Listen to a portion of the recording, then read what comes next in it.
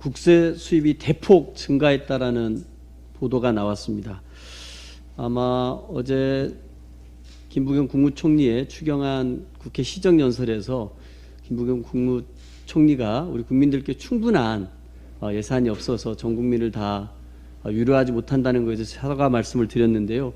이제 그 얘기는 접어두셔도 될 것 같습니다. 이제 그 추경안이 국회로 넘어왔기 때문에 국회 심의 과정에서 아쉬웠던 부분들에 대해서 우리 국회에서 다양한 의견들, 창의적인 아이디어들을 모아서 추경안을 새롭게 만드는 것들을 저는 적극적으로 검토하고 시도하고 실현해야 한다고 생각합니다.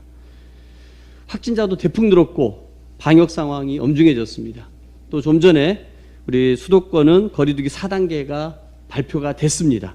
그렇기 때문에 2차 추경안에서는 더 심각해진 피해가 더 커질 소상공인에 대한 손실보상, 이들에 대한 피해보상, 지원에 대한 금액들이 대폭 증액되어야 한다고 생각합니다.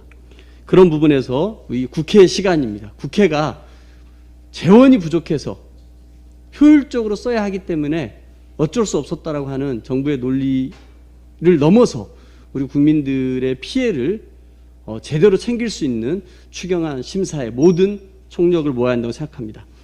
하지만 내수 활성화 정책이고 국민 위로금 성격이었던 전국민 지원금에 대해서는 그 지급 시기에 대해서도 조금 고려할 필요가 있다고 생각합니다. 이제 더 이상 80%밖에 줄 수 없다.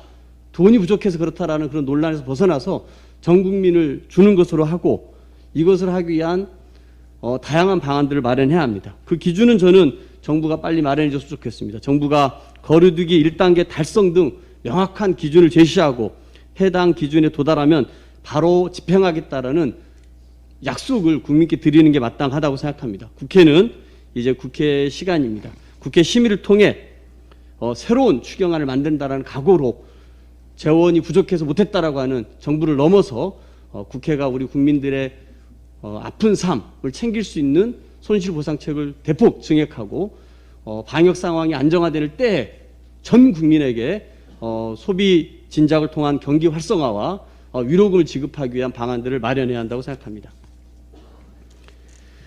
장마 전선이 남부지방에 머무르면서 엄청난 폭우가 내렸습니다. 일부 지역에선 6개월 동안 내릴 비가 사흘 만에 쏟아졌습니다. 물폭탄이었습니다. 피해도 심각합니다. 전남에서만 682억 원의 피해액이 잠정 집계됐으며 인명피해도 사망자 3명에 이재민 1,200명을 넘겼습니다. 코로나19로 어려운 가운데 장마철 폭우 피해까지 겹쳐 국민 시름이 깊습니다. 정부에 이런 제안을 드리고 싶습니다. 남해안 지역을 특별 재난지역으로 지정해 줄 것을 촉구합니다. 중앙정부가 나서 지방정부와 함께 피해를 신속히 원상복구해야 합니다. 특별 재난지역으로 지정되면 피해 주민들은 국세 및 지방세, 건보료, 전기요금 등을 감면받게 됩니다. 삶의 터전을 잃은 주민들에게 실질적인 도움이 될 것입니다. 우리 민주당은 이재민이 신속히 피해를 복구하고 일상을 회복할 수 있도록 모든 지원을 아끼지 않겠습니다. 한 말씀만 더 드리겠습니다. 어떤 분이 이런 말씀하셨습니다. 원전 방사능 오염수 태평양 방류는 과거에 문제 삼지 않았고 정치적 차원에서 볼 문제도 아니다. 누구의 발언 같습니까? 일본 아베 전 총리일까요? 아니면 스가 총리의 말일까요? 이 둘도 아닙니다. 일본 자민당 극우 인사의 발언도 아닙니다. 바로 대한민국 대통령이 되겠다는 윤석열 씨의 발언입니다. 윤봉길 기념관에서 정치 참여를 선언한 사람이 자민당도 울고 갈 발언으로 윤봉길 의사에게 비수를 꽂는 행태가 놀랍습니다. 무엇보다 충격적인 것은 방사능 오염수 방류로 국민 여러분이 느끼는 실존적 위험과 불안은 진영에 따라 달라지는 정치 문제로 치부한다는 겁니다.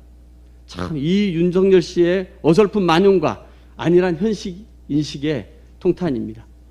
방사능 오염수 방류로 삶의 터전이 사라질지 모른다는 어민들의 절규 앞에 우리나라의 아름다운 바다와 밥상 안전이 무너지는 것 아니냐는 국민 물음 앞에 유독 윤석열 씨만 태평성대입니다. 이상입니다.